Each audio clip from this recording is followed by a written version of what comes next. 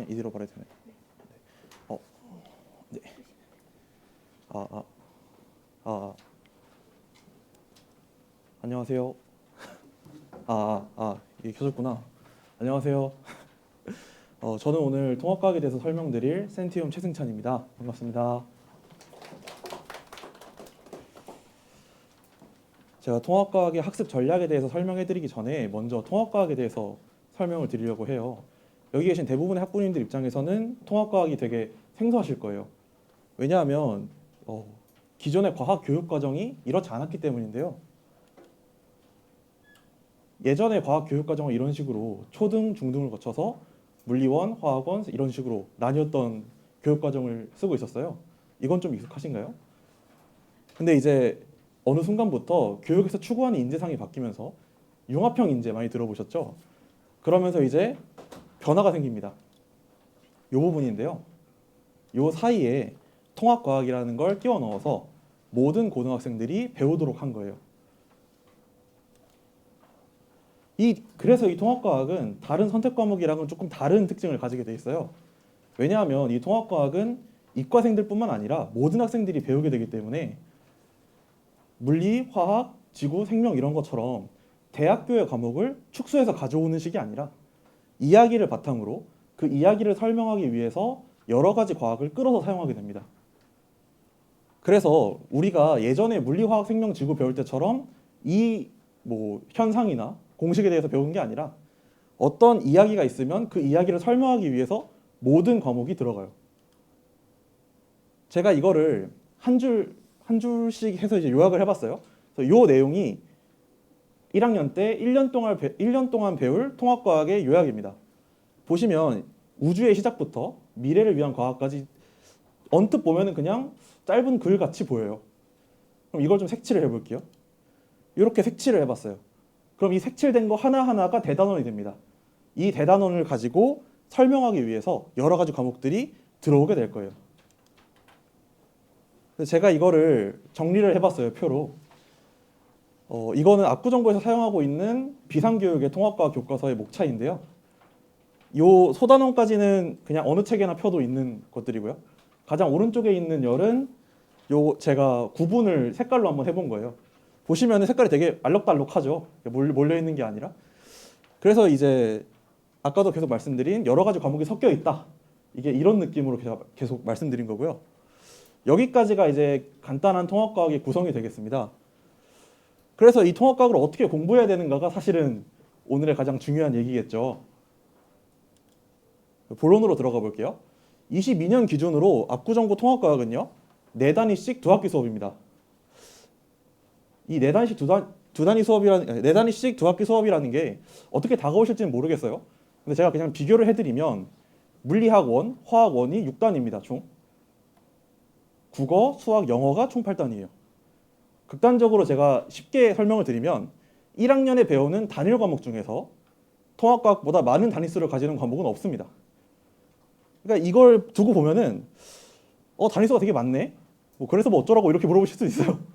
그럼 제가 계속 단위수를 말씀드린 이유는 이거예요. 현행 내신 시스템에서 단위수가 많은 과목일수록 더 큰 영향을 줘요. 일주일에 한 번만 수업하는 과목을 망치는 것보다 일주일에 4번씩 수업하는 과목을 망치는 게 더 내신 성적을 깎아먹는 거예요. 그럼 이걸 종합적으로 생각을 해보면 이거 좀 생각이랑 다른데? 과학은 탐구 아니었어? 탐구긴 한데 내신 성적에 생각보다 많은 영향을 줍니다. 참 억울한 부분도 있을 거예요. 학생들 일부는. 나는 문과인데 왜 통합과학을 배워야 돼?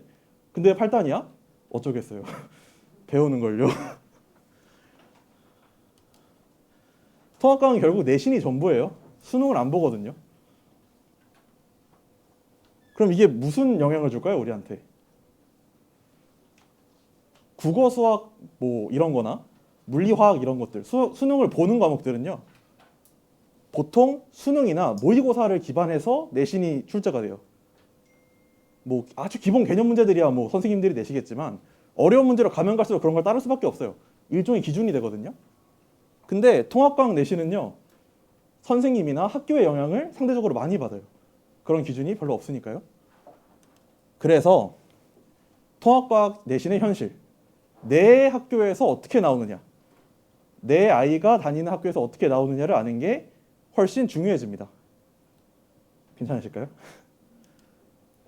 그래서 한번 보면요.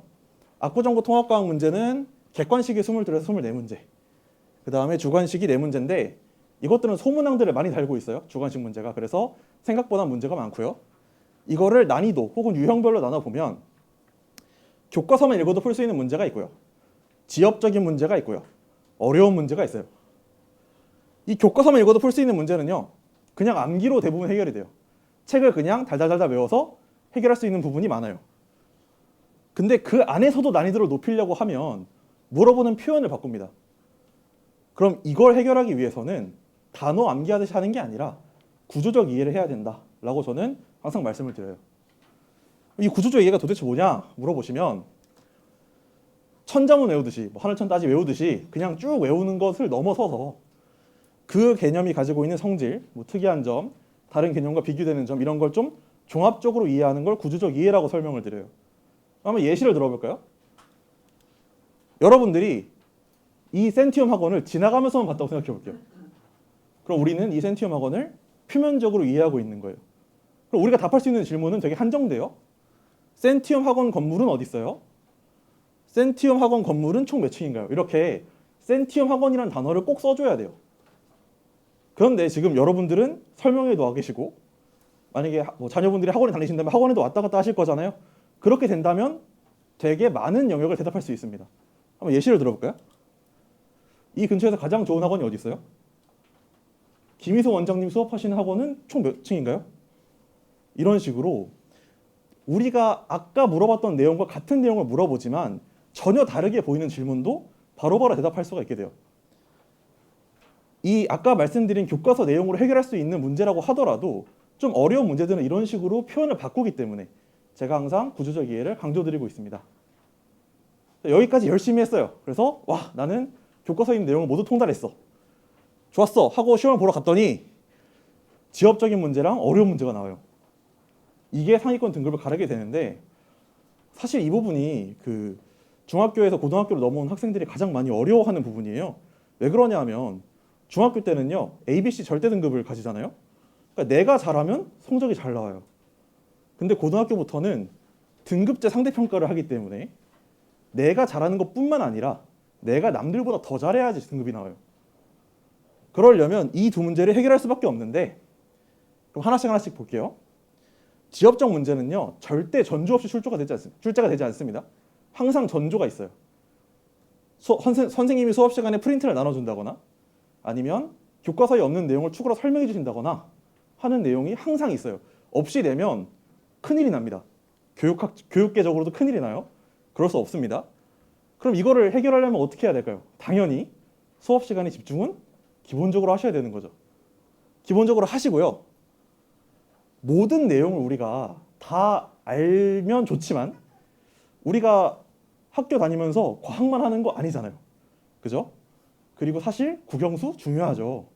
그러려면 나올 만한 내용을 추려서 시험 기간에 반복적으로 보는 게 효율적이에요. 그럼 이 나올 만한 내용을 어떻게 하느냐? 신대임이라도 받느냐 그런 게 아니고 고등학교 과목의 연계를 바탕으로 추측을 하는 겁니다.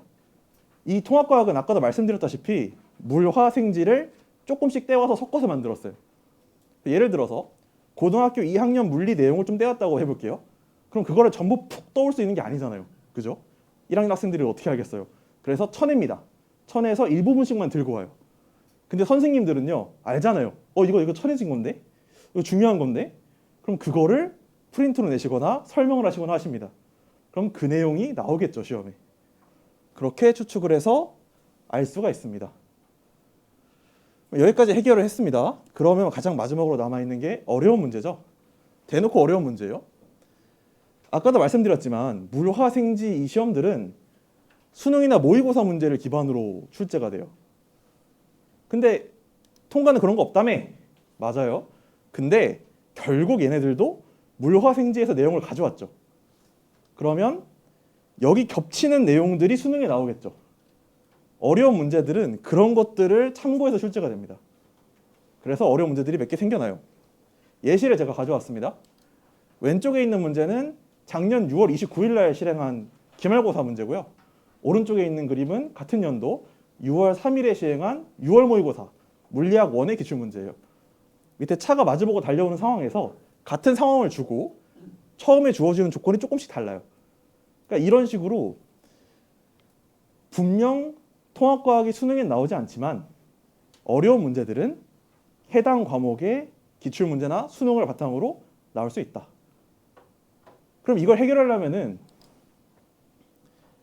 이게 어떻게 연계되는지를 일단 알아야겠죠. 알게 된 다음에 그 문제의 유형을 대비해야 돼요. 물론 이 내용을 뭐 고등학교 2, 3학년 정도까지 다 통달하면 정말 훌륭한 학생이겠죠. 그렇지만 그 학생이 특이한 거지. 모든 사람들이 그렇게 할 수 있는 건 아니잖아요. 그래서 우리는 그 유형을 대비해야 되거든요. 근데 그렇게 하려면 물화생지 모든 내용을 고3 수준까지 알고 있어야 돼요. 그래서 학생이 정말 혼자서 준비하기에는 좀 장애물이 많은 영역이다. 이렇게 설명을 드리고 있습니다. 여기까지가 통합과학에 대한 학습 전략이었고요. 제 수업에 대해서 말씀을 드릴 건데요. 일단 저는 평소에는 구조적 이해를 위한 질답 수업으로 내신에 해당하는 개념과 문제풀이 수업을 하고 있고요. 시험 기간 직전 보충에서는 나올 것 같은 예상 지역 개념이랑 고난이도 유형 해설을 하고 있어요. 도대체 밑에 거는 그래도 이해하겠는데 위에 건 뭐냐 하시면 제가 아까도 예시를 들었듯이 학원을 지나치는 것보다는 안에 들어와 보는 게 더 중요하다고 했잖아요. 그런 것처럼 구조적 이해를 위해서는 개념을 사용해 보셔야 돼요. 직접. 그래서 저는 학생들이 직접 배운 내용을 토대로 배울 내용의 근거를 찾는 질답 수업을 하고 있습니다. 제가 답하는 거 아니고요. 학생들이 답할 겁니다. 그렇게 하는 과정에서 학생이 스스로 깨우치는 게 제가 말을 한 100번 하는 것보다 훨씬 낫다. 이런 마인드를 가지고 저는 항상 수업을 하고 있고요. 이런 방식을 썼던 소크라테스 말을 좀 따서 네 개념을 알라. 이거를 제가 좀 구호처럼 쓰고 있습니다. 그래서 이렇게 수업을 평상시에 해서 기본기를 잘 다져놓고요. 시험 기간 직전 보강에는 예상되는 것들을 잘 정리해서 수업을 하고 그 내용을 프린트로 나눠드릴 거예요. 그래서 학생들이 스스로 반복할 수 있도록 게 제 플랜입니다. 마치면서 이건 제가 만고의 진리라고 믿는 내용인데 사람은 좋아하는 일을 할 때 스트레스를 덜 받아요. 사람은 잘하는 일을 좋아할 가능성이 높아요. 만약 누군가가 과학을 공부하는데 스트레스를 받는다면 그 누군가는 과학을 잘하지 못할 가능성이 크다. 좀 그렇듯한가요? 저는 학생 시절에도 과학을 정말 좋아했고 과학을 정말 좋아하는 사람으로서 모든 학생들이 즐겁게 과학을 공부하길 바라고 있습니다. 지금까지 들어주셔서 감사합니다.